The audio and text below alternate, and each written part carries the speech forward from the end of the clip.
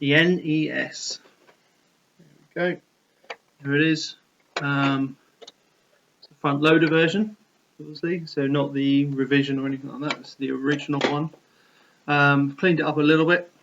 It's got standard connections on the back for the 1980s.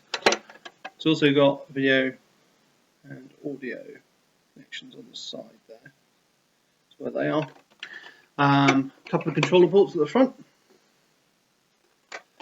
And as I say, the cassette actually goes in the front here. So I did get a couple of games of it. Picked up 6 in total, but I'm actually only keeping 5 of them for the time being because I'm actually selling one because it was complete in box. But this is the classic Super Mario Bros. And Duck Hunt. Put your cartridge in the slot.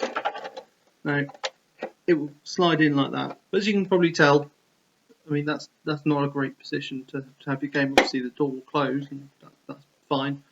But if you can see, I'll hold this as flat as I can. The actual cartridge itself sticks up, and what they would do is you push it down and it would click in place. So now the game is loaded.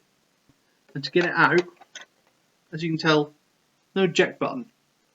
So you'd literally push down on the cartridge again to flick it back up, which makes a nice robust clanging sound as it hits the roof of the console. So, well, the best designed thing in the world. Thinking about modding this one.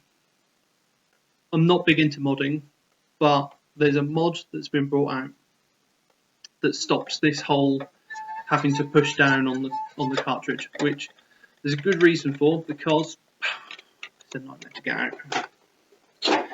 Right, so pull the cartridge out.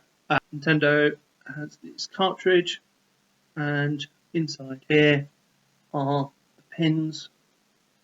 And what happens is when you put the cartridge in at an angle, so it's going in like this and sliding it in, when you actually push the cartridge down this end, like that, the actual pins are locked in place when it's at this angle.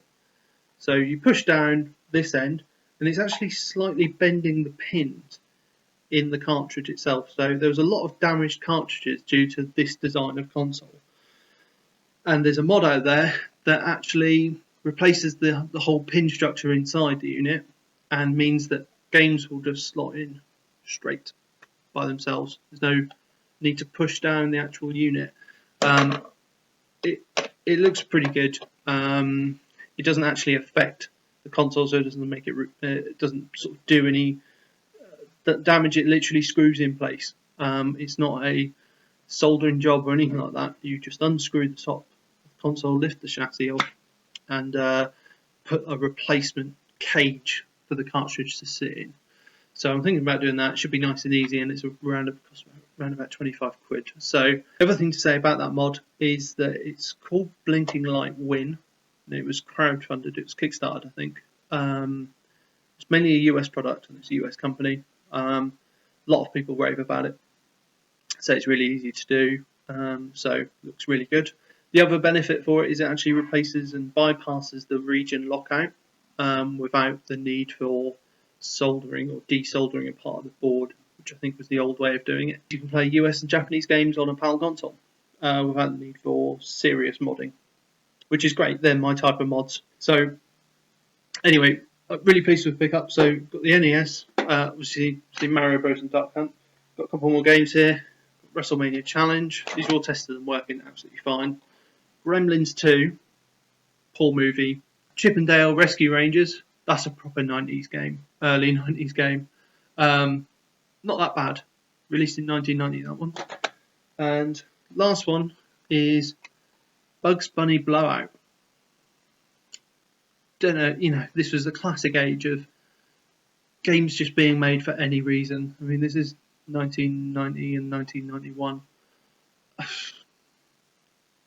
I mean, I'm not sure who they were aiming that at. Again, a really poor game, but it was, included in the price of the console. As you've seen, one of the controllers in the previous video, but 2 controllers. Cleaned them all up. They're all looking good. Wires are entangled, obviously. got a power cable and some video cables for it too. Yeah, I was pretty happy with it. 55 quid including postage. Not that bad. The game that I actually got with it that was boxed is Teenage Mutant Hero Tales, so UK version. It's boxed, complete with manual, dust cover. It's even got the polystyrene insert that we're hoping to sell that. And it looks as though I'll probably get around about £25 for that. So I'll take £25 off the £55 price of the console.